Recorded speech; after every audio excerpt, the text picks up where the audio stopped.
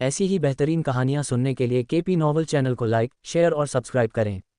आने वाली कहानियों के बारे में जानने के लिए हमारे टेलीग्राम से जुड़ें। लिंक डिस्क्रिप्शन में है। नेक्रोमांसर ऑफ द शैडोज, अध्याय 511 अपराधी भाग 2। कुछ मिनट तक उड़ान भरने के बाद इवान एक अपेक्षाकृत मध्यम आकार के घर के ऊपर रुका। उसने अपने फ़ोन पर नक्शा देखा और फिर उसे रख दिया। लगता है यही वह जगह है, इवान ने बड़बड़ाया और पूरे घर को स्कैन करने के लिए अपनी आध्यात्मिक इंद्रियों का इस्तेमाल किया। अपनी शक्तिशाली आध्यात्मिक इंद्रियों का इस्तेमाल करते हुए इवान कुछ ही सेकंड में पूरे घर को स्कैन करने में सक्षम था और उसने अपना लक्ष्य पा लिया।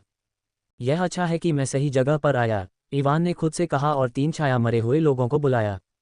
उसने जिन छाया मरे हुए लोगों को बुलाया वे सभी ए रैंक के शिखर पर थे और तितलियों की तरह दिख रहे थे। तीनों तितलियां आकार में 2 मीटर लंबी थीं और उनकी पीठ पर 4 पंख थे। इन तितलियों को सोनिक तितलियां कहा जाता था।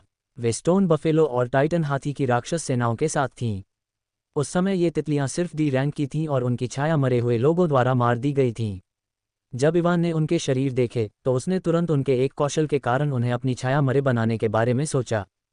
सोनिक बैरियर, आप एक अदृश्य ध्वनिरोधी अवरोध बना सकते हैं जो आपके दुश्मनों को फंसा सकता है।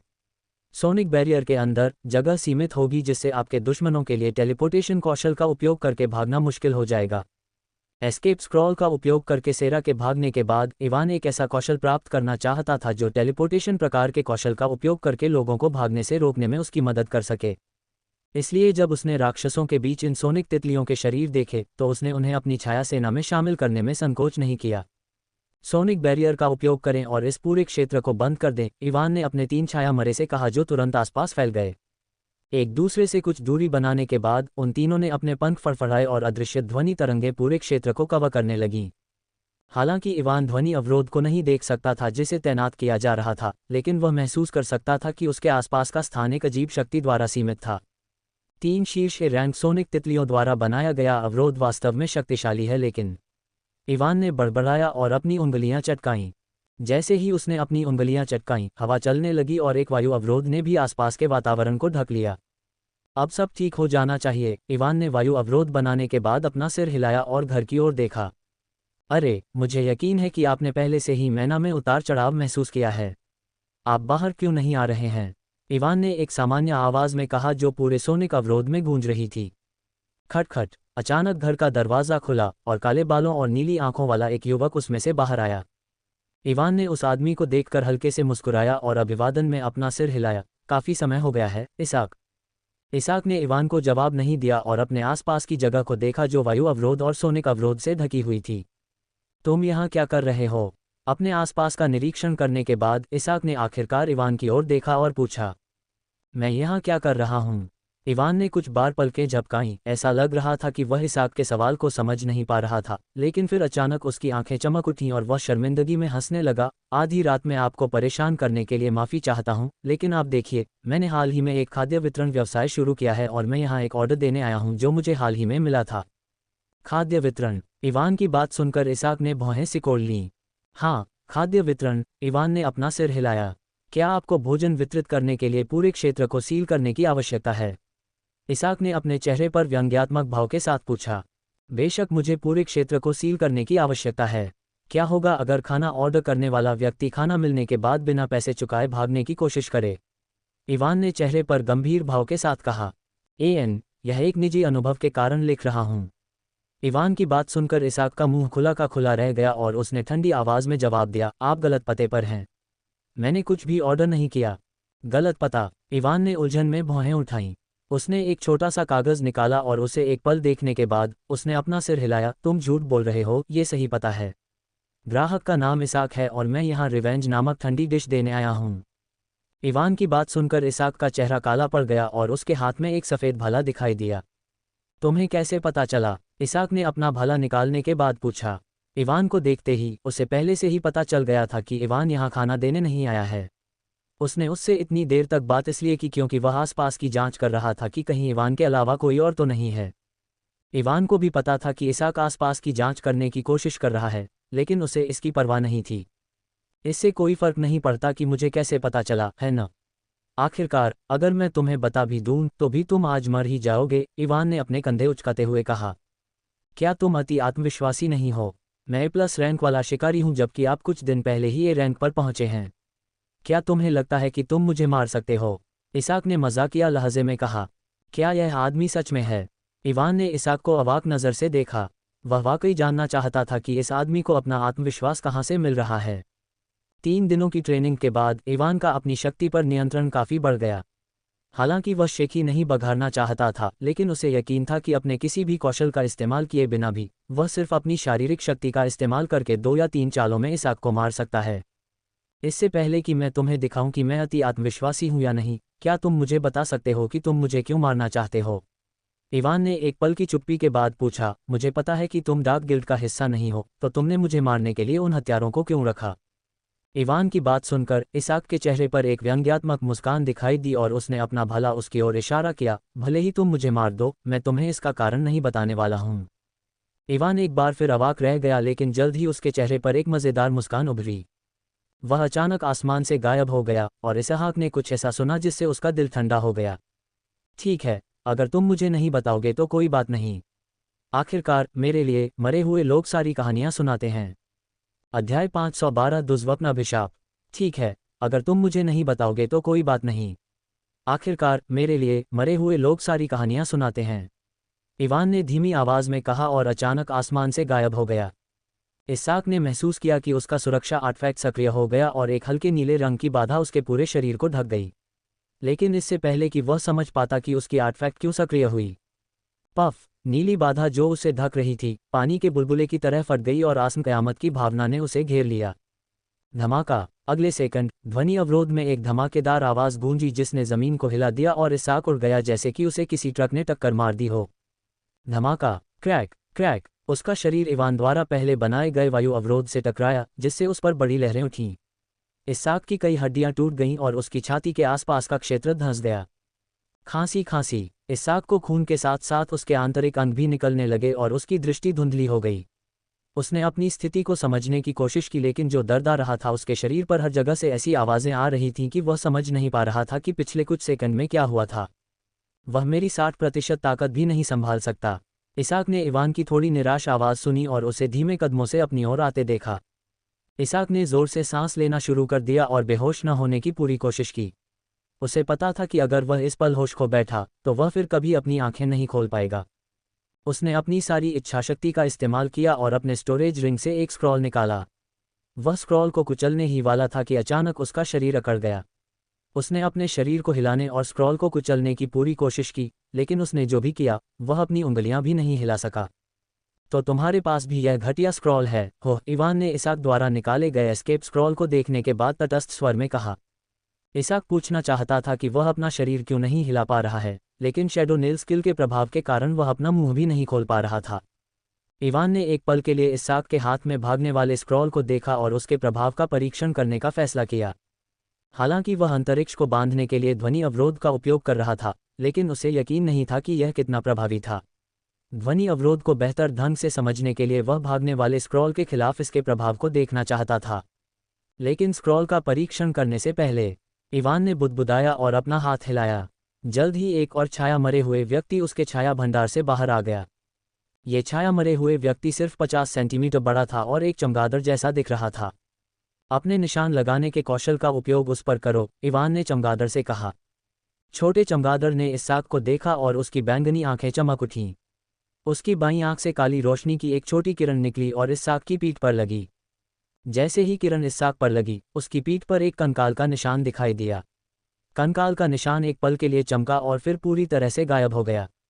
अब भले ही वह यहाँ से सफलतापूर्वक भाग जाए, मैं फिर भी उसे ढूंढने में सक्षम हो जाऊंगा, इवान ने खुद से कहा और अपनी छाया कील कौशल को रद्द कर दिया। जैसे ही इवान ने अपना कौशल रद्द किया, इसहाक के शरीर को रोकने वाले कील गायब हो गए। जब इसहाक को लगा कि वह अपना शरीर हिला सकता है, तो उसने बिना किसी हिचकिचाहट के तुरंत स्क्रॉल को कुचल दिया।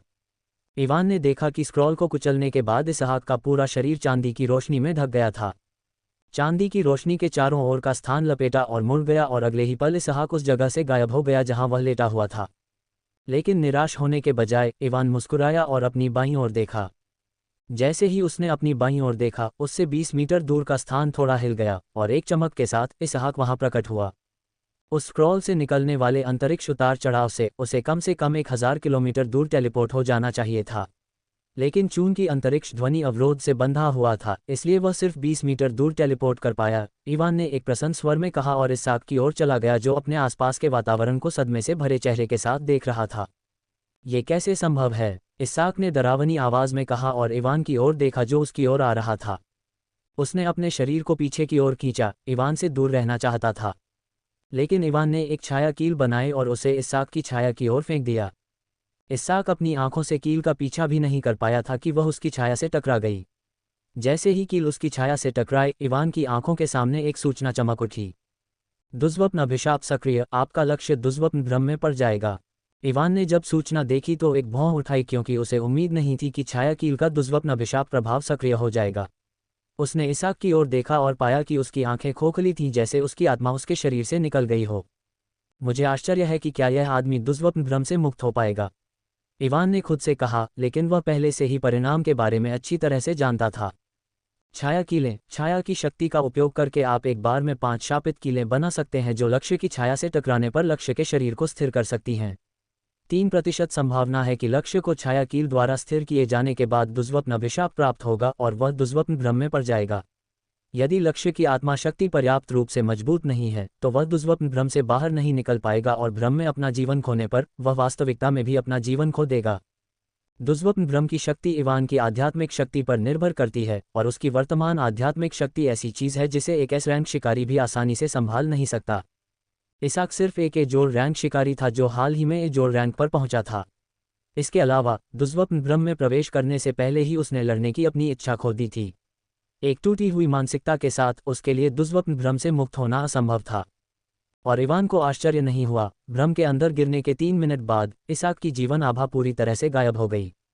जब इसाक की मृत्यु हुई और उसने अपने शरीर को अपने छाया भंडारण में रख दिया, तो इवान ने किसी भी तरह की प्रतिक्रिया नहीं दिखाई। उसने पहले बनाए गए वायु अवरोध को हटा दिया और अपनी छाया मरे हुओं को वापस बुला लिया। उसने अपने आसपास देखा कि ज्यादातर सब ठीक था और नष्ट नहीं हुआ था, भले ही उसने एक ए-जोड़ रैंक के शिकारी को मार दिया हो। उसने इतना साफ काम करने के लिए खुद की प्रशंसा की और अपनी छाया पंखों का उपयोग करके चला गया। वापस उड़ते समय उसने अपनी छाया इंद्रियों का उपयोग किया और अपने 40 छाया मरे हुओं को देखा, जिन्हें उसने 4 गिल्डों को नष्ट करने के लिए भेजा था। अध्याय 513 ए-जोड़ रैंक भाग 1। इवान ने सबसे पहले अल्बेलू के समूह को देखा जो क्रांति गिल्ड का सामना कर रहा था। क्रांति गिल्ड गोल्ड रैंक गिल्ड बनने के बहुत करीब था और एडम और एक्लिप्स द्वारा मारे गए उनके नेता के अलावा उस गिल्ड में 2 और ए रैंक शिकारी थे। जब इवान ने छाया इंद्रियों के माध्यम से अल्बेलू के समूह को देखा, तो उसने एक रक्त बिजली का गुंबद देखा जो क्रांति गिल्ड के पूरे परिवेश को कवर कर रहा था, और उसकी छाया मरे हुए लोग उन लोगों को मार रहे थे जिन्हें क्रांति गिल्ड के नेता के छाया मरे हुए लोगों ने इंगित किया था। क्रांति गिल्ड के नेता जिन लोगों को इंगित कर रहे थे वे सभी डार्क गिल्ड के सदस्य थे। 2 ए रैंक के शिकारियों में से एक भी डार्क गिल्ड का हिस्सा था और अल्बेलू ने उसे पहले ही मार दिया था। इवान ने कुछ सेकंड के लिए स्थिति को देखा, फिर उसने अल्बेलू के समूह को देखना बंद कर दिया। इवान को जो कुछ भी दिखाई दे रहा था उससे उसे यकीन था कि 2 या 3 मिनट में अल्बेलू का समूह अपना काम पूरा कर लेगा।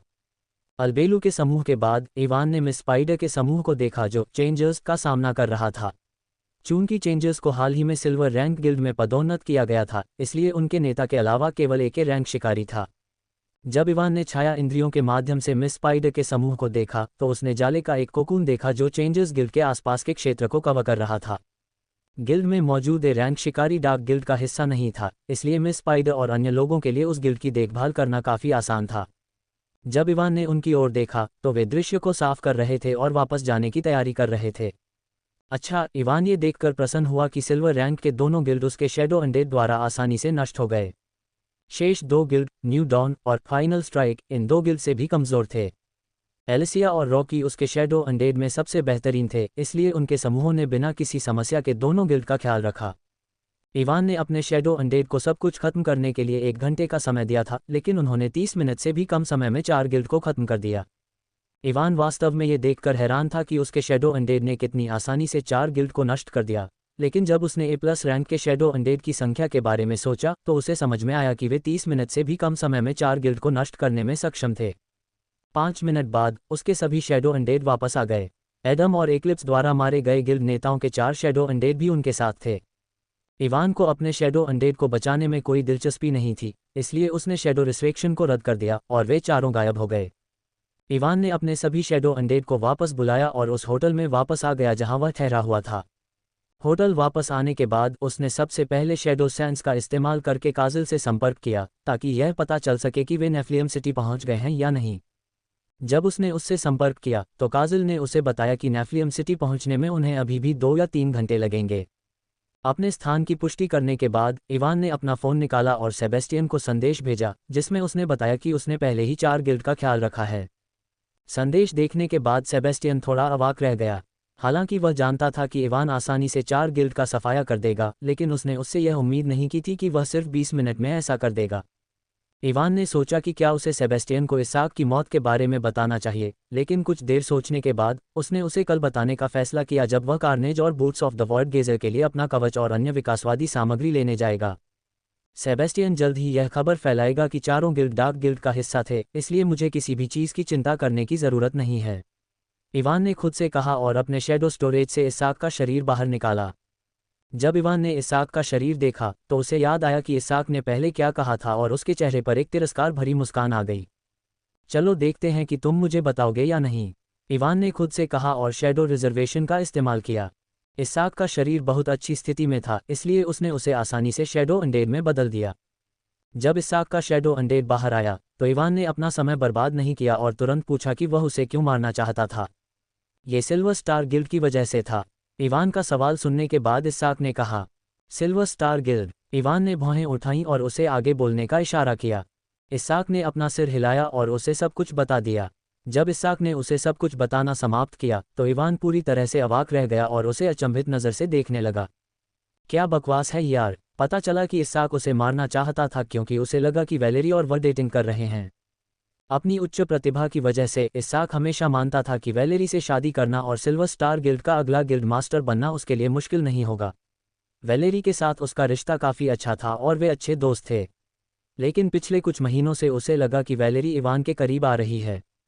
पहले तो उसने इस बारे में ज़्यादा नहीं सोचा, लेकिन जब उसे पता चला कि सेबेस्टियन ने इवान को बिना किसी कारण के वायवन नेस्ट कालकोठरी में कैसे प्रवेश करने दिया तो उसके प्रति उसकी सतर्कता बढ़ गई। उसे और भी ज़्यादा पसंद किया जाने लगा। जल्द ही उसे ये भी खबर मिली कि वैलेरी ने खास तौर पर एक लोहार से इवान के लिए हाई रैंक गॉन्ट्रेट बनाने को कहा था और उसे मुफ्त में उपहार में दिया था। इसाक को लगा कि अगर चीज़ें इसी तरह चलती रहीं तो सिल्वर स्टार गिल्ड का अगला गिल्ड मास्टर बनने का उसका सपना इवान छीन लेगा। सिल्वर स्टार गिल्ड का अगला गिल्ड मास्टर बनने का अपना सपना खोना नहीं चाहता था। इसाक ने इवान से छुटकारा पाने का फैसला किया। यह आदमी किस तरह का बेवकूफ़ था, इवान ने बिना सोचे समझे कहा। उसने एक गहरी सांस ली और शैडो रिजरेक्शन स्किल को रद्द कर दिया। इसाक की शैडो अनडेड गायब हो गई और इवान बिस्तर पर बैठ गया। उसने एक रैंक स्पाइडर के शरीर को बाहर निकालने से पहले एक पल के लिए अपनी आंखें रगड़ीं। मुझे लगा कि उसके पास ये सब करने के लिए एक अच्छा कारण होगा, लेकिन सोचना होगा, इवान ने कहा और रैंक स्पाइडर के शरीर को अवशोषित करने के लिए ऊर्जा अवशोषण कौशल का उपयोग किया। उसकी बकवास के बारे में सोचने में अपना समय बर्बाद करने के बजाय मुझे अपने प्राइम कोर की रैंक बढ़ानी चाहिए। अगले 2 घंटों तक इवान एक के बाद एक राक्षसों के शरीर को अवशोषित करता रहा। 2 घंटे बाद जब इवान एक के रैंक मकड़ी के शरीर को अवशोषित कर रहा था तो उसे काजिल से एक संदेश मिला जिसमें बताया गया था कि वे नेफ्लियम शहर में प्रवेश कर चुके हैं। अध्याय 514 है जोर रैंक भाग 2। काजिल का संदेश मिलने पर इवान ने राक्षसों के शरीर को अवशोषित करना बंद कर दिया। अपने प्राइम कोर की प्रगति को देखते हुए उसके चेहरे पर एक छोटी सी मुस्कान आ गई। 2 घंटे में 25% हो, इवान ने अपने प्राइम कोर की प्रगति को देखने के बाद खुद से कहा। इस दर से कल सेबेस्टियन से मिलने से पहले मेरे लिए जोर रैंक तक पहुंचना असंभव नहीं होगा। अपने कोर की रैंक की पुष्टि करने के बाद इवान ने अपनी छाया इंद्रियों का उपयोग किया और अपनी दृष्टि को काजिल से जोड़ा। जब इवान ने अपनी दृष्टि को काजिल से जोड़ा तो विमान नेफ्लियम शहर के हवाई अड्डे पर उतर रहा था। क्योंकि काजिल विमान की छत पर बैठा था, इवान शहर के अंदर उत्पात मचा रहे हजारों राक्षसों को देख सकता था। हवाई अड्डा अभी भी ठीक था क्योंकि कई शिकारी लैंडिंग क्षेत्र की रक्षा कर रहे थे। विमान के उतरने के बाद इवान ने काजिल को छिपे रहने और सोफी, मार्क, कालेब और डेविड का पीछा करने का आदेश दिया। चून की स्थिति काफ़ी विकट थी, इसलिए नाथन और अन्य जैसे उच्च श्रेणी के शिकारी तुरंत सहायता प्रदान करने के लिए हवाई अड्डे से चले गए। सोफी और अन्य बी और बी जोर रैंक के शिकारी थे, इसलिए उन्हें उस क्षेत्र में भेजा गया जहां बी रैंक के कालकोठरी प्रकोप हुए थे। काजिल ने दूर से सोफी और अन्य का पीछा किया और उसके माध्यम से इवान शहर की स्थिति को पूरी तरह से देखने में सक्षम था। काजिल, एक पल के लिए ऊपर उड़ो, इवान ने अचानक काजिल से कहा। काजिल ने सोफी और अन्य का पीछा करना बंद कर दिया और आकाश में उड़ गया। जब इवान ने आसमान से शहर की हालत देखी तो वह ठंडी हवा में सांस लेने से खुद को रोक नहीं पाया। शहर का लगभग 1/4 हिस्सा पूरी तरह से नष्ट हो चुका था। घर और इमारतें जल रही थीं और राक्षस हर जगह तांडव मचा रहे थे। शहर की सभी सुरक्षा व्यवस्थाएं पहले से ही सक्रिय थीं। इवान देख सकता था कि कालकोठरी के चारों ओर अवरोध लगे हुए थे, लेकिन राक्षसों की संख्या इतनी अधिक थी कि संरचनाओं की मदद से भी उन्हें रोकना असंभव था। राक्षसों, शिकारियों और आम लोगों की लाशें हर जगह बिखरी हुई थीं। शहर की जमीन खून से लाल हो गई थी और पूरा शहर पूरी तरह से अस्त व्यस्त था। गधे, इवान नेफ्लियम शहर की हालत देखकर डैमियन को कोसने से खुद को नहीं रोक सका। काजिल, इस पूरे इलाके में सभी राक्षसों को मिटा दो। काजिल सोफी और अन्य लोगों का पीछा कर रहा था, इसलिए वह जिस इलाके में था वह सी रैंक से लेकर बी जोड़ रैंक तक के राक्षसों से भरा हुआ था। काजिल एस रैंक का शिकारी था, इसलिए इन निम्न स्तर के राक्षसों को खत्म करना उसके लिए आसान काम था। उन्हें मारते समय खुद को उजागर मत करो, इवान ने कहा जब उसने काजिल को अपना खंजर निकालते देखा। सोफी, मार्क, डेविड और कालेब उस इलाके में राक्षसों को मारने के लिए अन्य शिकारियों के साथ काम कर रहे थे। काजिल ने अपनी उच्च चपलता का उपयोग किया और उस कालकोठरी की दिशा में आगे बढ़ा जहां से राक्षस आ रहे थे। कालकोठरी की दिशा में राक्षसों की संख्या सबसे अधिक थी। सोफी और अन्य शिकारियों से लगभग 3 किलोमीटर की दूरी बनाने के बाद काजिल ने उस इलाके में मौजूद राक्षसों को मारना शुरू कर दिया। काजिल का राक्षसों के समूहों के बीच में खंजर चमका और हर वार के साथ वह एक राक्षस की जान ले रहा था। एक भी जोड़ रैंक का बिजली का घोड़ा उस दिशा में दौड़ रहा था जहां सोफी और अन्य राक्षस मार रहे थे, लेकिन अचानक एक तेज काली रोशनी चमकी और इससे पहले कि बिजली का घोड़ा समझ पाता कि क्या हुआ, उसका सिर उसके शरीर से अलग हो गया। सब कुछ इतनी तेजी से हुआ कि बिजली के घोड़े का शरीर सिर कटने के बाद भी कुछ सेकंड तक आगे की ओर बढ़ता रहा। काजिल ने बिजली के घोड़े की तरफ देखा तक नहीं और चुपचाप वहां से गायब हो गया। जैसे ही वह गायब हुआ, राक्षसों के सामने कुछ और काली रोशनी चमकी और उनके सिर भी उनके शरीर से अलग हो गए। चूंकि काजिल सिर्फ एक ही हमले में राक्षसों को मार रहा था, इसलिए उस क्षेत्र में राक्षसों की संख्या तेजी से कम होने लगी। सिर्फ 3 मिनट में काजिल ने उस क्षेत्र के लगभग 5वें हिस्से के राक्षसों को मार डाला। सोफी, डेविड, कालेब और मार्क को कुछ भी अजीब नहीं लगा क्योंकि वे कुछ मिनट पहले ही लड़ाई में शामिल हुए थे। लेकिन घंटों से लड़ रहे शिकारियों ने राक्षसों की संख्या में आए बदलाव को तुरंत नोटिस किया। वे राक्षसों की संख्या में अचानक कमी के कारण भ्रमित थे, लेकिन चूंकि यह एक अच्छी बात थी, इसलिए उन्होंने इसके बारे में ज्यादा नहीं सोचा और राक्षसों को और भी ज्यादा तीव्रता से मारना शुरू कर दिया। काजिल की मदद से बी रैंक के कालकोठरी का क्षेत्र सिर्फ 1 घंटे में साफ हो गया। एक एस रैंक वाले और एक बी रैंक वाले के बीच का अंतर काफी बड़ा है, इसलिए अब जब एक एस रैंक वाला शिकारी राक्षसों को मारने में उनकी मदद कर रहा था, तो यह स्वाभाविक था कि वे बी रैंक के कालकोठरी में से एक के क्षेत्र को साफ करने में सक्षम थे। जब सोफी और अन्य लोग क्षेत्र में और अंदर गए और हजारों राक्षसों के सिरहीन शरीर देखे तो वे सभी दंग रह गए। इवान ने उन्हें काजिल की दृष्टि से देखा कि कैसे वे सभी हजारों सिरहीन लाशों को देखकर थोड़े डरे हुए थे।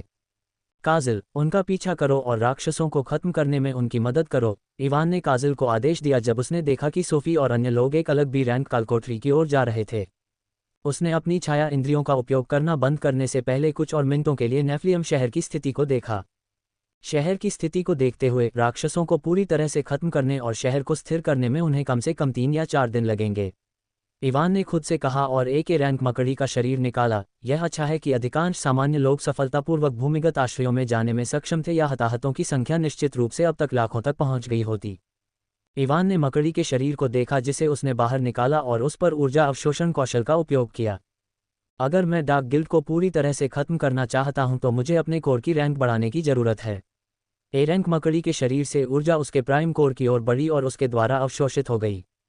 6 घंटे बाद इवान ने एक जोड़ रैंक के राक्षस के शरीर को अवशोषित करना समाप्त कर दिया। जैसे ही उसने शरीर को अवशोषित करना समाप्त किया, आसपास से मैना उसकी ओर दौड़ पड़ी और जिस होटल में वह ठहरा हुआ था उसके ऊपर मैना भंवर बनना शुरू हो गया। अध्याय 515 सिल्वर स्टार गिल्ड में जाना भाग 1। चूंकि सुबह हो चुकी थी, इसलिए बाहर मौजूद कई लोगों ने होटल के ऊपर बन रहे विशाल भंवर को देखा। कुछ ही सेकंड में मैना भंवर का व्यास बढ़कर 8 किलोमीटर हो गया। अधिकांश लोग इतने बड़े मैना भंवर को देखकर चौंक गए क्योंकि जब किसी का कोर एस रैंक तक विकसित होता है तब भी मैना भंवर का आकार 5 किलोमीटर से अधिक नहीं होगा। ज्वार की लहर की तरह मैना भंवर से बहुत अधिक मात्रा में मैना नीचे आया और इवान के शरीर ने इसे अवशोषित करना शुरू कर दिया।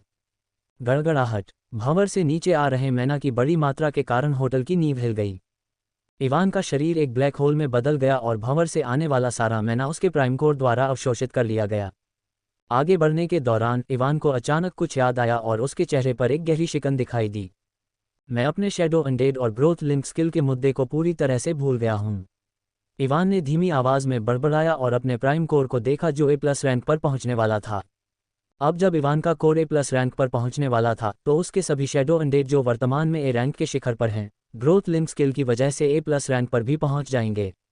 लेकिन समस्या ये थी कि उसके शैडो अनडेड उसके शैडो स्टोरेज के अंदर विकसित नहीं हो सकते थे। इसलिए जैसे ही उसका कोर A+ रैंक पर पहुंचता है, उसके सभी शैडो अनडेड जो ग्रोथ लिंक स्किल की वजह से विकसित होंगे, उसके शैडो स्टोरेज से बाहर आ जाएंगे। बाहर बहुत से लोग हैं और अगर मेरे सभी शैडो अनडेड एक ही समय पर बाहर आ जाएं और विकसित होने लगें, तो यह निश्चित रूप से हंगामा मचा देगा, इवान ने मुंह फड़कते हुए कहा और उम्मीद की कि उसके शैडो अनडेड फिलहाल बाहर नहीं आएंगे। उसने शैडो स्टोरेज स्किल पर अपने नियंत्रण का इस्तेमाल किया और ऐसा किया कि कोई भी बाहर नहीं आ पाएगा।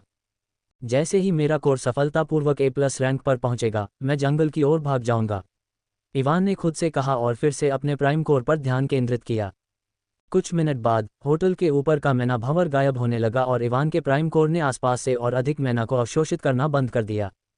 अचानक उसका प्राइम कोर एक पल के लिए चमक उठा और ऊर्जा का एक विस्फोट जारी किया जिसने उसके शरीर को पोषण देना शुरू कर दिया। हालांकि यह एहसास बहुत आरामदायक था और इवान को सोने का मन कर रहा था, लेकिन वह जानता था कि उसके लिए जंगल की ओर भागने का समय आ गया है। कुछ सेकंड के बाद उसके कोर ने ऊर्जा जारी करना बंद कर दिया और उसका कोर A+ रैंक पर स्थिर हो गया। आपका प्राइम कोर A+ रैंक पर आगे बढ़ा। अगर इसके बाद की अधिसूचना नहीं आई होती तो इवान को यह अधिसूचना देखकर बहुत खुशी होती। आपका ग्रोथ लिंक कौशल सक्रिय। बिना कुछ सोचे इवान ने छाया ऊर्जा का उपयोग करके अपने छाया पंखों को सक्रिय किया और शहर से बाहर निकलने की ओर दौड़ पड़ा। शहर से बाहर निकलने की ओर बढ़ते हुए उसने अपने अन्य कौशल भी सक्रिय कर दिए। झिलमिलाते कदम, हवा में हेरफेर, अस्थायी वेग, शक्ति आभा और मन सुदृढ़ीकरण। एक ही समय में इतने सारे कौशल का उपयोग करने से वह इतना तेज हो गया कि इवान खुद एक पल के लिए चौंक गया। अगर अस्थायी वेग कौशल नहीं होता जो उसकी धारणा को बढ़ाता है, तो वह चलते समय कुछ भी नहीं देख पाने के कारण पहले ही कहीं दुर्घटनाग्रस्त हो गया होता।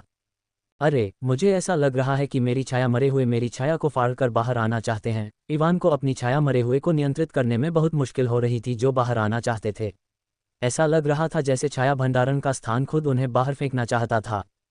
बस 3 मिनट और मैं शहर से बाहर हो जाऊंगा, इवान ने अपने दांत पीसते हुए कहा क्योंकि वह बिजली की गति से बाहर निकलने की ओर उड़ रहा था।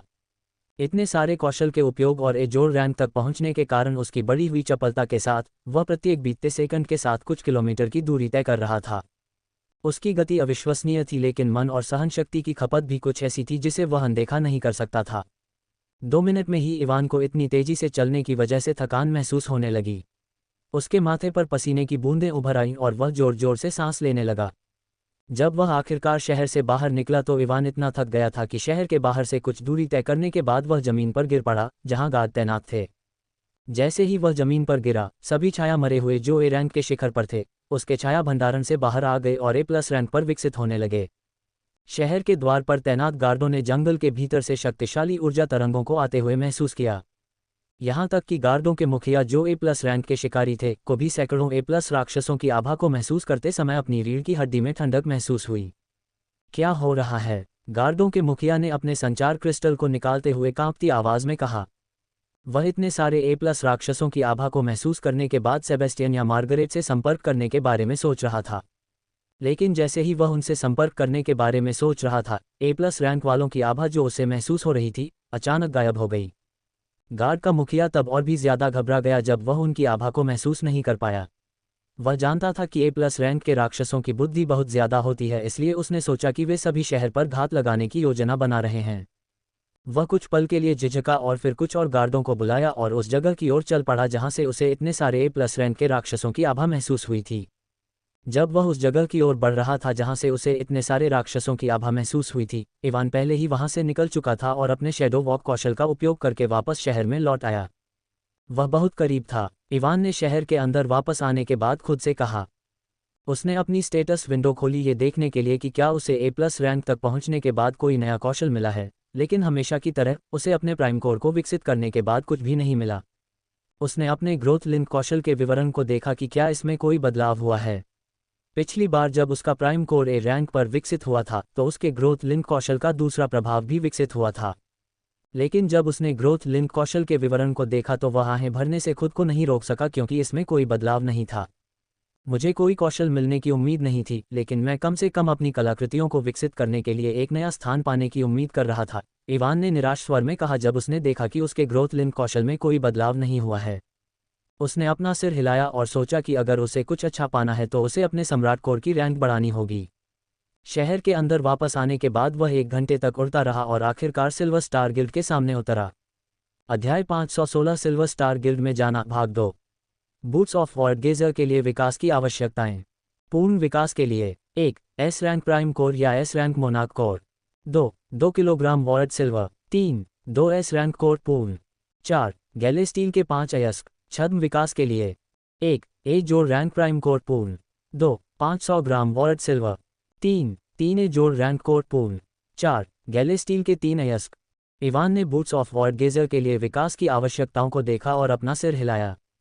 मुझे छद्म विकास को पूरा करने के लिए बस 500 ग्राम वॉर्ड सिल्वर और गैले स्टील के 3 अयस्क प्राप्त करने की आवश्यकता है, इवान ने कहा और सिल्वर स्टार गिल्ड के अंदर चला गया।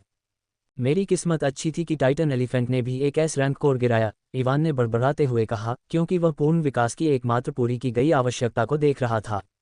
एबिसल स्पाइडर के एस रैंक कोर के साथ अब उसके पास 2 एस रैंक कोर थे। इवान ने स्टेटस विंडो को देखना बंद कर दिया और लिफ्ट के अंदर कदम रखा। जल्द ही वह सेबेस्टियन के कार्यालय के सामने पहुंच गया। अपने कार्यालय के सामने पहुंचने के बाद इवान ने अपने हाथों को रगड़ा और बिना खटखटाए दरवाजा खोला, इस उम्मीद में कि सेबेस्टियन किसी तरह की संदिग्ध गतिविधि कर रहा होगा। लेकिन जब उसने दरवाजा खोला तो वह निराश हो गया क्योंकि सेबेस्टियन कार्यालय में अकेला था। जब सेबेस्टियन ने इवान को बिना खटखटाए अंदर आते देखा तो उसने उसे कोसने की भी जहमत नहीं उठाई और बस जोर से आहें भरी। लगता है तुम्हारी रात शांतिपूर्ण नहीं रही, सेबेस्टियन की आंखों के नीचे कुछ काले घेरे देखने के बाद इवान ने कहा। सेबेस्टियन ने अपनी कनपटियां रगड़ते हुए कहा, कल एक बेवकूफ़ ने बहुत गड़बड़ की जिसकी वजह से मुझे पूरी रात काम करना पड़ा।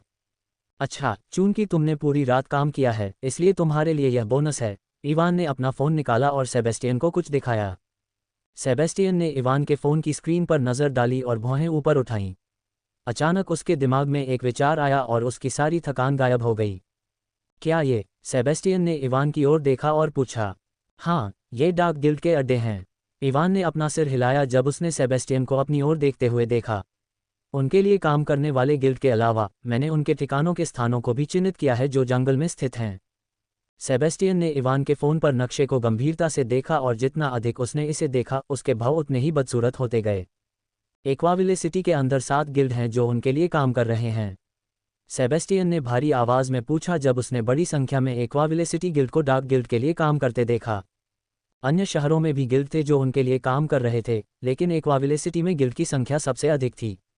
मुझे भी आश्चर्य हुआ जब मैंने देखा कि वास्तव में एक्वाविले सिटी में उनके लिए 7 गिल्ड काम कर रहे हैं, इवान ने कहा जब उसने देखा सेबेस्टियन की भारी अभिव्यक्ति। आप मैडहाउंड गिल्ड की वजह से चिंतित हैं, है न?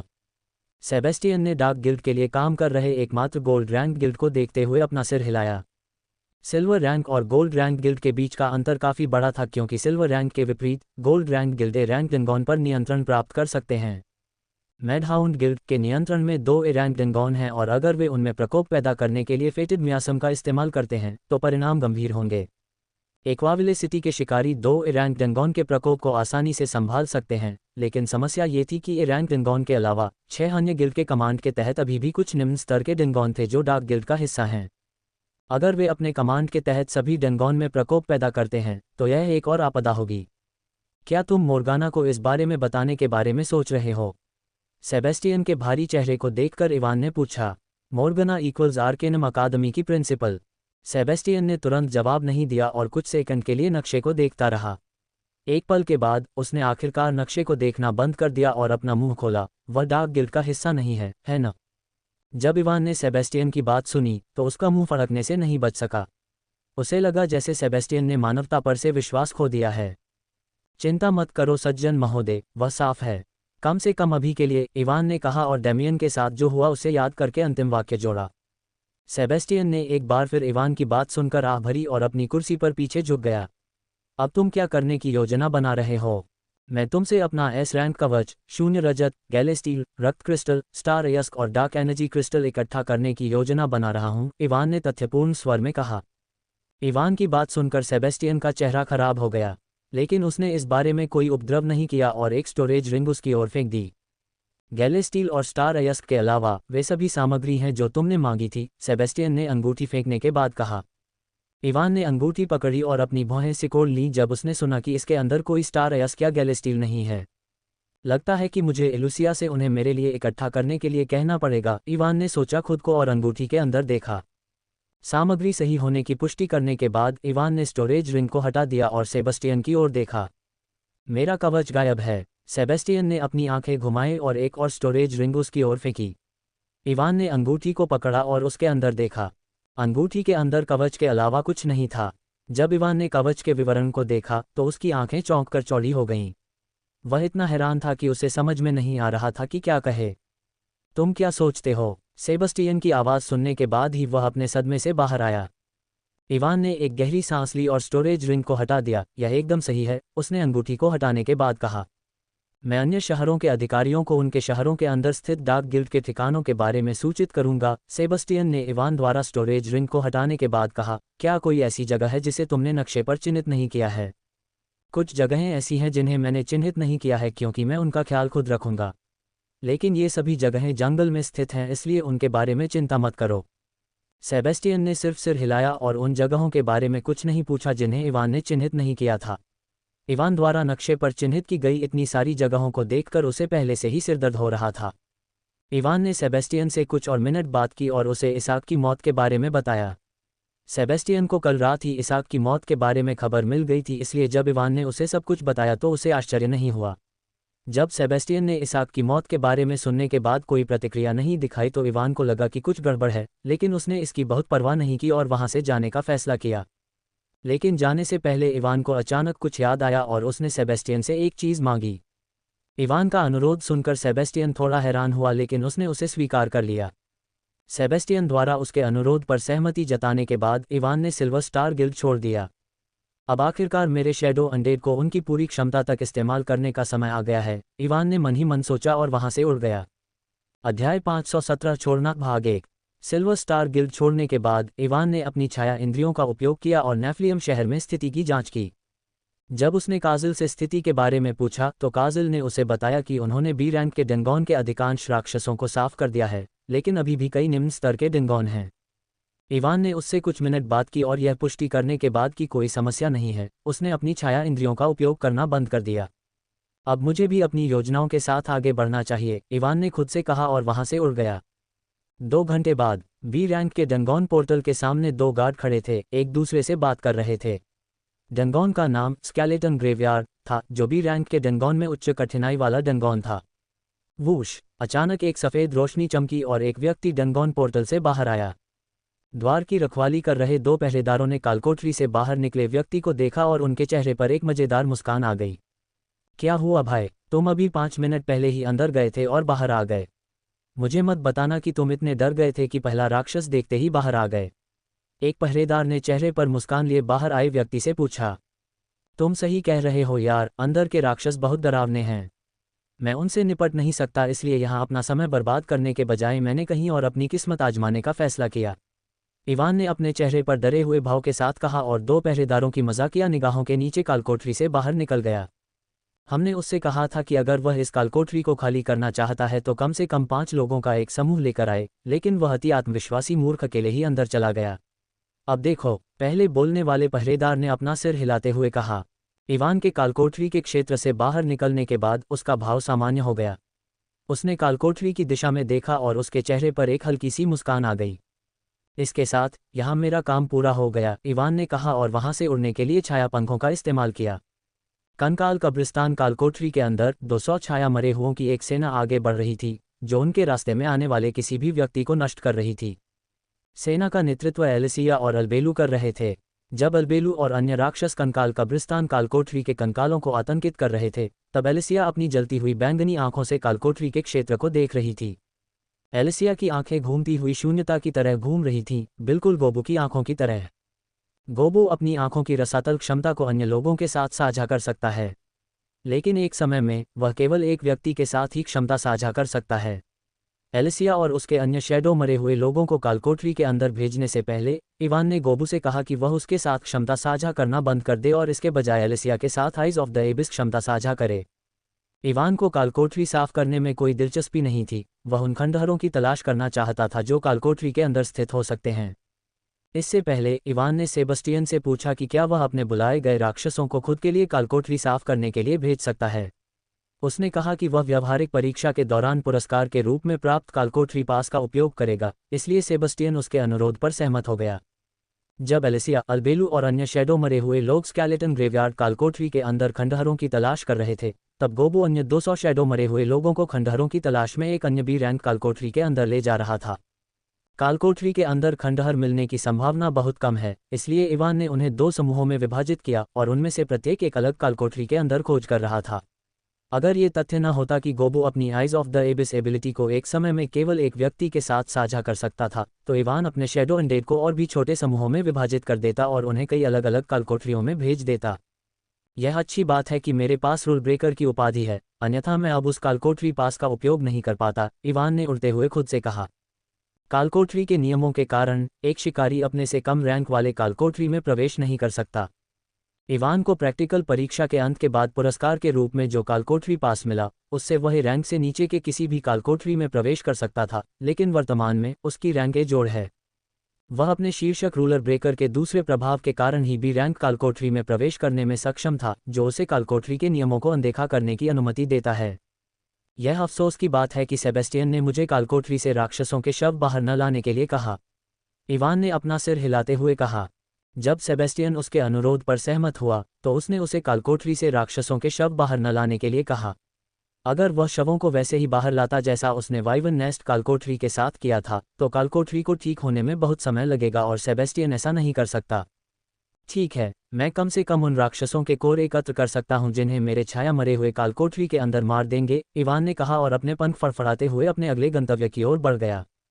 उड़ते समय उसने छाया इंद्रियों का उपयोग करके एलुसिया से संपर्क किया और उसे अपनी कलाकृतियों के विकास के लिए गैलेस्टील और स्टार अयस्क एकत्र करने के लिए कहा। इवान को यकीन था कि वह बिना किसी समस्या के गैलेस्टील एकत्र करने में सक्षम होगी, लेकिन वह स्टार अयस्क के बारे में निश्चित नहीं था क्योंकि यह काफ़ी दुर्लभ। आशा करते हैं कि वह किसी तरह इसे पालेगी, इवान ने कहा और जल्द ही एस्ट्रेट सिटी के हवाई अड्डे के सामने उतर गया। हवाई अड्डे के अंदर जाने से पहले इवान ने अपना फ़ोन निकाला और सेबस्टियन को एक संदेश भेजा। अब अगर मैं एस्ट्रेट सिटी को कुछ समय के लिए छोड़ भी दूं तो कोई समस्या नहीं होनी चाहिए, इवान ने कहा और हवाई अड्डे के अंदर चला गया। हालांकि मुझे इन्फर्नो डंगॉन के बारे में पक्का पता नहीं है, लेकिन मुझे लगता है कि अब रेवेनहर्स्ट सिटी जाने और अमारा की देखभाल करने का समय आ गया है क्योंकि मैं ए+ रैंक पर पहुंच गया हूं। एवन ने हवाई अड्डे के अंदर जाने के बाद कुछ देर तक इंतजार किया और जल्द ही उस विमान में सवार हो गया जो रेवेनहर्स्ट सिटी जा रहा था। अध्याय 518 प्रस्थान भाग 2। मुझे रेवेनहर्स्ट शहर पहुंचने में लगभग 35 घंटे लगेंगे, विमान में चढ़ने के बाद इवान ने खुद से कहा। रेवेनहर्स्ट सिटी जाने वाले बहुत कम लोग थे। नेफ्लियम शहर में जो कुछ हुआ उसके बाद ज़्यादातर शिकारी अपने अपने शहरों में ही रह रहे थे, ताकि अगर डार्क गिल्ड कोई परेशानी खड़ी करने की कोशिश करे तो वे उनकी रक्षा कर सकें। इवान अपने शैडो अनडेड की वजह से एस्ट्रेट सिटी के बारे में चिंतित नहीं था। वहाँ करीब 400 ए+ रैंक शैडो अनडेड थे जिन्हें वह पीछे छोड़ रहा था। अगर डार्क गिल्ड कोई परेशानी खड़ी करने की कोशिश भी करता है तो वे उसके शैडो अनडेड के खिलाफ कुछ नहीं कर पाएंगे। 400 ए+ रैंक मॉन्स्टर कोई मजाक नहीं थे। स्टोन बफेलो और टाइटन एलिफेंट की सेना में भी सिर्फ 36 ए+ रैंक और 142 ए रैंक मॉन्स्टर थे। बाकी मॉन्स्टर ए रैंक से कम थे। उसने सेबेस्टियन को यह भी बताया कि उसके शैडो अनडेड कालकोठरी के अंदर हैं और अगर कुछ भी गलत हुआ तो वे उनकी मदद करने के लिए बाहर आएंगे। इवान अपने साथ करीब 100 शैडो अनडेड लेकर आ रहा था, जिसमें स्टोन बफेलो और टाइटन एलिफेंट के 2 एस रैंक शैडो अनडेड शामिल थे। हालांकि ए+ रैंक पर पहुंचने के बाद उसकी शक्ति बहुत बढ़ गई थी, लेकिन वह अपने दुश्मन को कम नहीं आंकने वाला था, खास तौर पर काजिल से अमारा के बारे में सुनने के बाद। वह व्यक्ति जो इस गड़बड़ी के पीछे है, हो, इवान ने धीमी आवाज़ में कहा। काजिल के अनुसार सेरा अमारा की वजह से उसे और वेलेरी को पकड़ना चाहती थी। मुझे ये जानकर बहुत निराशा हुई कि गोबू ने एल्ड्रिच गॉब्लिन में विकसित होने के बाद अपनी कीमिया की प्रतिभा खो दी, लेकिन काजिल के अनुसार यह हमारा कीमिया के क्षेत्र में गॉब्लिन राजाओं से भी अधिक प्रभावशाली है। इवान ने अजीबोगरीब औषधियाँ और डार्क गिल्ड के लोगों द्वारा इस्तेमाल की जाने वाली चीज़ें देखी थीं, और इन सभी चीज़ों को देखने के बाद उसे यह स्वीकार करना पड़ा कि अमारा वास्तव में कीमिया के क्षेत्र में गॉब्लिन राजाओं से अधिक प्रभावशाली थी। यहाँ तक कि सेरा ने ओलिविया को जो औषधि दी थी वह भी अमारा ने ही बनाई थी। इतना ही नहीं, राक्षसों और शिकारियों का सम्मिलन भी उसका ही काम था। कालोस भी उसके उत्पादों में से एक था। उसने उसे एक पवन भेड़िए के साथ मिला दिया, जिससे उसे शिकारी और पवन भेड़िए दोनों की शक्ति प्राप्त हो गई। केंद्रीय शहर में जिन नासमझ लोगों का उसने सामना किया वे भी उसके द्वारा बनाए गए थे। कालोस की तरह उसने उन्हें राक्षसों के साथ मिला दिया, जिससे उनकी शक्ति बहुत बढ़ गई। लेकिन राक्षसों के साथ मिलाने के बाद उसने उनके अहंकार को नष्ट कर दिया, उन्हें नासमझ कठपुतलियों में बदल दिया जो केवल उसकी आज्ञाओं को सुनते हैं। ये नासमझ कठपुतलियां उसके नए विकसित उत्पाद थे और उसने उन्हें सेरा को दिया ताकि वह उनकी शक्ति का परीक्षण कर सके। दुर्भाग्य से जब सेरा ने उन्हें इवान के परीक्षण के लिए भेजा तो वे कठपुतलियां इवान के खिलाफ पूरी तरह से बेकार थीं। कीमिया एक चीज़ है, लेकिन ये सोचना कि वह एक अच्छी फॉर्मेशन मास्टर भी है। इवान अमारा से इसलिए सावधान था क्योंकि वह न केवल एक कीमियागर थी बल्कि एक अच्छी फॉर्मेशन मास्टर भी थी। काजिल के अनुसार डार्क गिल्ड के लोग सामान्य औजारों की तरह जो भी एस्केप स्क्रॉल अपने साथ रखते हैं वे सभी उसके द्वारा बनाए गए थे। उसके द्वारा बनाए गए एस्केप स्क्रॉल सबसे अच्छे में से एक हैं जो लोगों को हज़ारों किलोमीटर दूर आसानी से टेलीपोर्ट कर सकते हैं। इवान पहले से ही जानता था कि एक शक्तिशाली फॉर्मेशन उसे कैसे प्रभावित कर सकता है। मायरीड फॉर्मेशन डंगोन के अंदर जो कुछ हुआ वह अभी भी उसके दिमाग में ताज़ा था। पूरी तरह से सीलबंद फॉर्मेशन की वजह से वह वहां लगभग अपनी जान गंवा बैठा। मुझे उससे निपटने के दौरान सावधान रहना होगा, इवान ने विमान की खिड़की से बाहर देखा और खुद से कहा। सेरा अमारा के बहुत करीब है, इसलिए बहुत संभावना है कि मैं उन दोनों को एक साथ पकड़ सकूं। यही एक कारण था कि इवान अपने साथ स्टोन बफेलो और टाइटन हाथी के शैडो अनडेड को लेकर आया था। वह जानता था कि अमारा से निपटना मुश्किल होगा, लेकिन अगर उसे उसी समय सेरा का सामना करना पड़ा तो वह लापरवाही नहीं बरत सकता था। अब जब मैं इसके बारे में सोचता हूं तो वहां वह जाल वाला आदमी भी है। इवान को अचानक नूह का ख्याल आया और उसने सोचा कि क्या वह उस आदमी से भी मिल पाएगा। नूह की भी एक अनोखी काया है और वह डार्क गिल्ड का भी हिस्सा है। चूंकि उसकी काया अनोखी है इसलिए इस बात की पूरी संभावना है कि इवान अमारा की तलाश करते हुए उससे मिल सकता है। अगर मैं उस अमारा को सफलतापूर्वक एक छाया मरे में बदल देता हूं तो मुझे एक ही समय में एक महान कीमियागर और गठन मास्टर मिल जाएगा, इवान ने कहा और अपनी आंखें बंद कर लीं। समय आगे बढ़ता रहा और जल्द ही विमान रेवेनहर्स्ट सिटी के हवाई अड्डे पर उतरने वाला था। पिछले 35 घंटों में इवान ने कुछ नहीं किया और बस नेफ्लियम सिटी और उसके छाया मरे की स्थिति को देखा जो खंडहरों की तलाश में कालकोठरी के अंदर थे। नेफ्लियम सिटी की स्थिति स्थिर होने लगी, लेकिन अभी भी पूरे शहर में कई राक्षस बिखरे हुए थे। शिकारी अभी भी उन्हें साफ करने की कोशिश कर रहे थे। क्योंकि काजिल निम्न स्तर के कालकोठरी के राक्षसों को साफ करने में मदद कर रहा था, इसलिए उनकी सफाई की गति उनकी अपेक्षा से कहीं अधिक तेज थी। जहां तक कालकोठरी के अंदर उसके छाया मरे की बात है, वे अभी भी खंडहरों की तलाश कर रहे थे।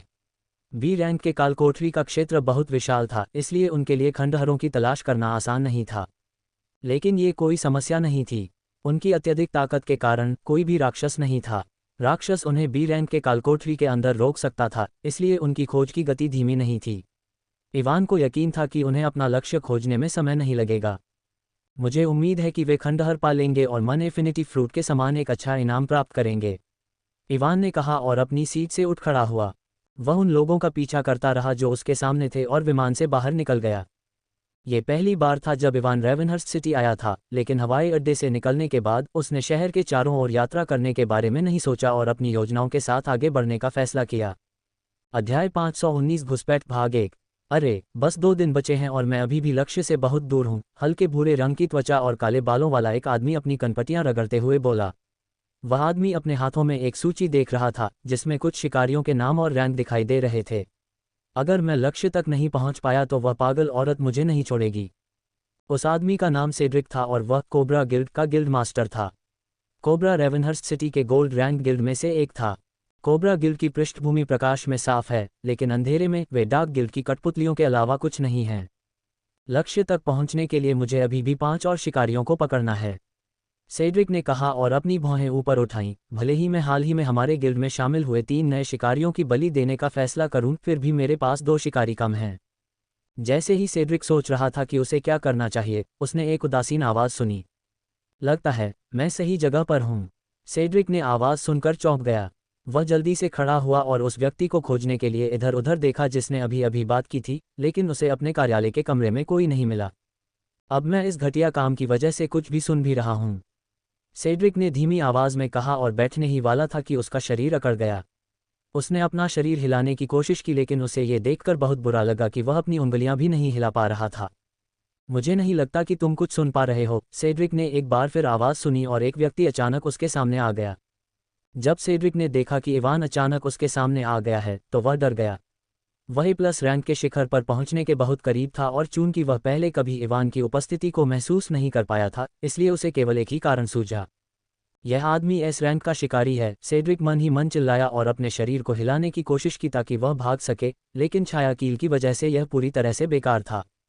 इवान सेड्रिक के सामने एक कुर्सी पर बैठ गया और बिना किसी भाव के उसे देखता रहा। जब सेड्रिक ने देखा कि इवान उसे देख रहा है तो वह अपनी लार को निगलना चाहता था, लेकिन छाया कील की वजह से यह भी असंभव था। तो तुम वह आदमी हो जो उस महिला के प्रयोगों के लिए शिकारियों और सामान्य लोगों को पकड़ता है, हो? इवान ने एक पल के बाद कहा। ये सुनकर सेड्रिक और भी डर गया। अब उसे यकीन हो गया था कि इवान उसके और डार्क गिल्ड के साथ उसके संबंध के बारे में सब कुछ जानता है। आमतौर पर मैं तुम्हें बिना पलक झपकाए मार देता, लेकिन तुम भाग्यशाली हो कि मेरे पास तुम्हारे लिए दूसरे उपयोग हैं, इवान ने कहा और उस पर मन दमन कौशल का इस्तेमाल किया। उसने मन दमन कौशल को सक्रिय करते समय पूरी शक्ति का उपयोग नहीं किया क्योंकि उसे डर था कि सेड्रिक का सिर उसकी अप्राकृतिक आध्यात्मिक शक्ति के कारण तरबूज की तरह फट जाएगा। हालांकि इवान ने कौशल को सक्रिय करते समय अपनी पूरी शक्ति का उपयोग नहीं किया, फिर भी सेड्रिक की आंखें कुछ ही सेकंड में लाल हो गईं और उनसे खून निकलने लगा। जल्द ही उसके कान, मुंह और नाक से भी खून बहने लगा। अगर ये तथ्य न होता कि सेड्रिक छाया कील के कारण हिल नहीं सकता था, तो वह बहुत पहले ही दर्द से चीखना शुरू कर देता। अगर गोबू यहाँ होता तो मैं इस आदमी को अपना गुलाम बना सकता था, जैसा कि मैंने नामहीन मेजबान के साथ किया था, लेकिन चूंकि वह यहाँ नहीं है और हाना को फिलहाल उसके दिमाग को नियंत्रित करना होगा, इसलिए मुझे उसके दिमाग को जितना संभव हो उतना कमजोर करना होगा, इवान ने खुद से कहा और मन दमन की शक्ति को और भी बढ़ा दिया। सेड्रिक की आंखों से खून के आंसू निकलने लगे, लेकिन इवान ने अपने कौशल का इस्तेमाल करना बंद नहीं किया क्योंकि वह जानता था कि A+ रैंक के शिकारी का दिमाग तोड़ना आसान नहीं है। हालांकि मुझे यकीन है कि हाना आसानी से एक A+ रैंक के शिकारी को नियंत्रित कर सकती है क्योंकि वह भी अब A+ रैंक की राक्षस है, फिर भी मैं कोई जोखिम नहीं ले सकता, इवान ने सेड्रिक की ओर देखते हुए कहा जो किसी भी क्षण मरने वाला लग रहा था। इसके अलावा इवान के चेहरे पर एक ठंडी नजर आए और उसने मन दमन की शक्ति को और भी बढ़ा दिया। यह उस व्यक्ति की तरह नहीं है जिसने हजारों लोगों को उस अमारा को बेच दिया है, उसके साथ दयालु व्यवहार किया जाना चाहिए। मन दमन के प्रभाव के कारण सेड्रिक 1 मिनट के बाद ही मरने वाला था। जब इवान ने देखा कि सेड्रिक बेहोश होने वाला है तो उसने आखिरकार उस पर मन दमन का इस्तेमाल करना बंद कर दिया। अब हाना बिना किसी परेशानी के उसके दिमाग पर नियंत्रण कर पाएगी, इवान ने खुद से कहा, सेड्रिक को देखते हुए जिसका पूरा चेहरा खून से सना हुआ था जो उसकी आंखों से निकल रहा था। खून की बूंदें अभी भी उसकी नाक और मुंह से टपक रही थीं और वह किसी ऐसे व्यक्ति की तरह दिख रहा था जिसकी आत्मा उसके शरीर से निकल गई हो। सेड्रिक की हालत की परवाह किए बिना इवान ने हाना को अपने शैडो स्टोरेज से बुलाया। हाना, उसके दिमाग को नियंत्रित करो, इवान ने छोटी बिल्ली से कहा जब वह उसके शैडो स्टोरेज से बाहर आई। हालांकि हाना अब A+ रैंक पर थी, लेकिन उसका आकार अभी भी वही था और इवान अभी भी ग्रोथ लिंक स्किल के दूसरे प्रभाव का उपयोग करके उसके कौशल को नहीं देख पा रहा था। जब हाना ने इवान का आदेश सुना तो उसकी बैंगनी आंखें चमक उठीं और उसके शरीर से मानसिक तरंगें निकलीं। अपनी उच्च आध्यात्मिक शक्ति के कारण इवान आसानी से हाना के शरीर से निकलने वाली मानसिक तरंगों को महसूस करने में सक्षम था और वह आश्चर्यचकित था क्योंकि उन मानसिक तरंगों की शक्ति एक S रैंक के शिकारी को भी नियंत्रित करने के लिए पर्याप्त थी। जब मानसिक तरंगों ने सेड्रिक के शरीर को छुआ तो उसकी आंखों की सारी चमक खो गई और एक पल के लिए खोखली हो गई। म्याओ। 10 सेकंड के बाद हाना ने म्याओ किया और इवान को बताया कि सेड्रिक अब उसके नियंत्रण में है। बिल्कुल सही, इवान ने कहा और छाया नाखून कौशल को रद्द कर दिया। अभी भी 2 दिन बाकी हैं जब तक कि आप पकड़े गए लोगों को अमारा तक नहीं पहुंचा देते, है न? हाँ मास्टर। भले ही उसकी हालत ठीक नहीं थी, फिर भी सेड्रिक ने कर्कश आवाज में उत्तर दिया। इवान ने सेड्रिक की बात सुनकर अपनी भौहें ऊपर उठाईं। मैं यहाँ 2 दिन बिना कुछ किए बर्बाद नहीं करना चाहता। क्या आज रात उससे मिलने का कोई तरीका है? हाँ, लेकिन मुझे यकीन नहीं है कि यह काम करेगा या नहीं, सेड्रिक ने कहा और इवान को स्थिति समझाई। सेड्रिक के समझाने के बाद इवान ने अपनी ठुड्डी रगड़ी और एक पल के लिए सोचा। ऐसा लगता है कि कोई और तरीका नहीं है, उसने बुदबुदाया और अपना सिर हिलाया। ठीक है, आगे बढ़ो और उन्हें बुलाओ। देखते हैं कि यह काम करता है या नहीं। अध्याय 520 घुसपैठ भाग 2। आसमान चमकीले तारों से भरा हुआ था और चांद की रोशनी जंगल को रोशन कर रही थी। रात में शिकार करने वाले राक्षस पहले से ही अपने लक्ष्य की तलाश में बाहर थे। राक्षसों की दहाड़ और लड़ाई की आवाज़ें पूरे जंगल में गूंज रही थीं, जिससे रात में धन कमाने के लिए जंगल में आए शिकारियों की रीढ़ में सिहरन दौड़ रही थी। राक्षसों की दहाड़ और लड़ाई के बीच एक वैन जंगल में आगे बढ़ रही थी। सेड्रिक ड्राइविंग सीट पर बैठा था और गाड़ी चलाते समय लगातार A+ रैंक के शिकारी की आभा छोड़ रहा था। उसकी शक्तिशाली आभा के कारण कोई भी राक्षस वैन के पास आने की हिम्मत नहीं कर रहा था। हाना उसके बगल में बैठी थी, उसके दिमाग को पूरी तरह से नियंत्रित कर रही थी। इवान वैन के पीछे बैठा था, उसके साथ 10 लोग थे जो बेहोश थे।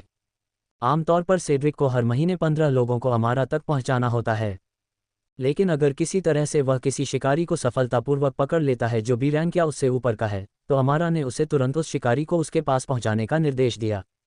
चूंकि सेड्रिक द्वारा पकड़े गए लोगों को अमारा भेजने में अभी 2 दिन बाकी थे और इवान के पास बर्बाद करने के लिए कोई समय नहीं था, इसलिए उसने अपने छायादार पंखों का इस्तेमाल किया और अपनी आभा को B रैंक के शिकारी की तरह छिपा लिया।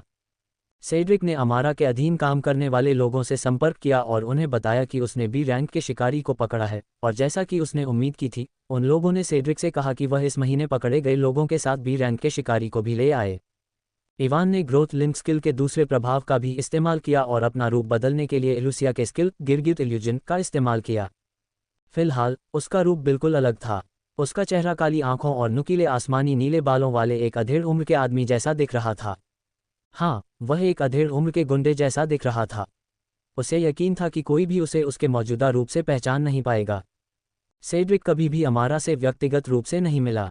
वह हमेशा पकड़े गए लोगों को उसके अधीन काम करने वाले शिकारियों को सौंप देता है, इसलिए उसे उनकी ताकत के बारे में निश्चित नहीं है। इवान ने गहरी सोच में डूबे हुए कहा, मुझे कुछ भी करने से पहले उनकी ताकत का पता लगाने की कोशिश करनी चाहिए। इवान को यकीन था कि आमने सामने की लड़ाई में वह अकेले 5S रैंक के शिकारियों को भी आसानी से कुचल सकता है, लेकिन वह उन संरचनाओं के कारण सतर्क था जो अमारा ने अपने बेस को सुरक्षित रखने के लिए उसके चारों ओर बनाई होंगी। हालांकि वह इसे स्वीकार नहीं करना चाहता, लेकिन इवान माइरिड फॉर्मेशन डेंगॉन के अंदर जो कुछ हुआ उसके बाद फॉर्मेशन से थोड़ा डर गया था। वर्तमान में उसके पास लाभ है क्योंकि अमारा और अन्य लोग इस बात से अवगत नहीं हैं कि वह उन पर हमला करने जा रहा है और वह इस लाभ का पूरा उपयोग करने की योजना बना रहा है। यह अफसोस की बात है कि मैं अपने वर्तमान विश्वसार के साथ भी गोबू के 2 लॉक किए गए कौशल का उपयोग करने में सक्षम नहीं था। उन 2 कौशलों का नाम वास्तव में बहुत बढ़िया था। इवान ने अपना सिर हिलाते हुए कहा, वास्तविकता परिवर्तन, लॉक किया गया, विश्वसार के बिना उपयोग नहीं किया जा सकता। सीमित अस्थायी हेरफेर, लॉक किया गया, विश्वसार के बिना उपयोग नहीं किया जा सकता। इवान ने केंद्रीय शहर में रहते हुए गोबू के इन 2 कौशलों का उपयोग करने की कोशिश की, लेकिन गोबू की तरह ही वह भी कौशल का उपयोग करने में सक्षम नहीं था क्योंकि उसके पास विश्वसार की मात्रा बहुत कम थी। उसने उन 2 कौशलों को सक्रिय करने के लिए छाया ऊर्जा का उपयोग करने की कोशिश की, लेकिन छाया ऊर्जा के साथ भी वह इन 2 कौशलों को सक्रिय करने में सक्षम नहीं था। ठीक है, ऐसा लगता है कि मुझे कालकोठरी के अंदर कुछ समय बिताने और मेरे पास मौजूद विश्वसार की मात्रा बढ़ाने की आवश्यकता होगी। इवान ने जोर से कहा और पीछे झुकते हुए अपनी आंखें बंद कर लीं। 6 घंटे बाद, मास्टर, हम पहुंचने वाले हैं। इवान ने अपनी आंखें खोली जब उसने वैन के सामने से सेड्रिक की आवाज़ सुनी। उसने एक गहरी सांस ली और अपने आसपास बैठे 10 बेहोश लोगों को देखा। आशा करते हैं कि सब ठीक हो जाएगा, इवान ने धीमी आवाज़ में कहा और अपनी आंखें बंद कर ली, अन्य लोगों की तरह बेहोश होने का नाटक किया। कुछ मिनट बाद सेड्रिक ने वैन को एक ऐसे क्षेत्र में रोक दिया जो दलदल जैसा दिख रहा था। हालांकि इवान की आंखें बंद थीं, लेकिन वह अपने आसपास की निगरानी करने के लिए अपनी आध्यात्मिक इंद्रियों का उपयोग कर रहा था। अपनी आध्यात्मिक इंद्रियों की मदद से इवान ने 5 लोगों को देखा जो दलदल में उग रहे घने मैंग्रोव के पीछे छिपे हुए थे। 3 भी जोड़ रैंक और 2 ए रैंक के शिकारी हो। इवान ने 5 लोगों की रैंक देखने के बाद मन ही मन सोचा। जब उन्होंने सेड्रिक को वैन से बाहर आते देखा तो वे सभी छिपना बंद कर दिया और मैंग्रोव के पीछे से भी बाहर आ गए। जल्दी करो और उन्हें बाहर निकालो ताकि मैं वापस जा सकूं, सेड्रिक ने उन्हें देखकर चिढ़कर कहा। इवान ने सेड्रिक को निर्देश दिया कि वह उनके साथ हमेशा की तरह व्यवहार करे ताकि उन सभी 5 को यह अजीब न लगे, और वे बिना कुछ कहे वैन के पीछे चले गए। वे हाना के बारे में उत्सुक थे जो सेड्रिक के दाहिने कंधे पर बैठी थी, लेकिन उन्होंने उससे कुछ नहीं पूछा। हालांकि वे सभी सीधे अमारा के अधीन काम कर रहे थे, सेड्रिक अभी भी एक जोड़ रैंक का शिकारी था और वे जानते थे कि अगर वे उसे नाराज करेंगे तो वह उन्हें पीटने में संकोच नहीं करेगा। वैन के पीछे का हिस्सा खोलने के बाद उन सभी 5 ने 10 लोगों को देखा और उनकी आंखें एक पल के लिए इवान पर रुक गईं। ए रैंक के शिकारियों में से एक, जिसकी आंखें हरी और बाल भूरे थे, ने अपने कौशल का इस्तेमाल किया और इवान सहित वैन के अंदर बेहोश सभी लोगों को हवा में लपेट लिया। उसने अपना हाथ हिलाया और वे सभी वैन के फर्श से थोड़ा ऊपर तैरने लगे। कुछ ही सेकंड में भूरे बालों वाला शिकारी सभी बेहोश लोगों को ले आया वैन से बाहर। इवान और अन्य लोगों को बाहर निकालने के बाद सेड्रिक ने उन्हें अलविदा कहने की भी जहमत नहीं उठाई और सीधे हाना के साथ वहां से चले गए। क्या घमंडी कमीना है, सेड्रिक के जाने के बाद भी जोर रैंक के शिकारियों में से एक ने कहा। वह भी हमारे जैसा ही एक कुत्ता है, लेकिन वह ऐसा व्यवहार करता है जैसे वह दुनिया के शीर्ष पर हो, दूसरे ए रैंक के शिकारी ने अपने चेहरे पर व्यंग्यात्मक भाव के साथ कहा। इवान अभी भी बेहोश होने का नाटक करते हुए अपनी आध्यात्मिक इंद्रियों से उन्हें देख रहा था। सभी 5 शिकारियों ने कुछ मिनटों के लिए सेड्रिक को कोसा, इससे पहले कि भूरे बालों वाला शिकारी उन्हें जाने के लिए कहता। वे इवान और अन्य लोगों को मैंग्रोव के जंगल में और भीतर ले गए। जमीन कीचड़ भरे पानी से भरी हुई थी और इवान को कुछ राक्षसों की आभा महसूस हुई जो मैंग्रोव में घूम रहे थे। वे हमें कहाँ ले जा रहे हैं? इवान ने सोचा, उलझन में था क्योंकि वह अपनी आध्यात्मिक इंद्रियों की सीमा के भीतर कुछ भी नहीं देख पा रहा था जो अब जोर रैंक पर पहुंचने के 30 किलोमीटर बाद था। जैसे ही इवान सोच रहा था कि शिकारी उन्हें कहाँ ले जा रहे हैं, वे एक पत्थर के पास रुक गए जो मैंग्रोव के बीच कीचड़ भरे पानी के अंदर रखा गया था। इवान की भ्रमित आंखों के नीचे भूरे बालों वाला शिकारी आगे बढ़ा और उसने अपना हाथ चट्टान पर रख दिया। जैसे ही उसने अपना हाथ चट्टान पर रखा, कीचड़ भरे पानी के भीतर छिपी एक संरचना चमक उठी और वे सभी उस जगह से गायब हो गए जहां वे खड़े थे।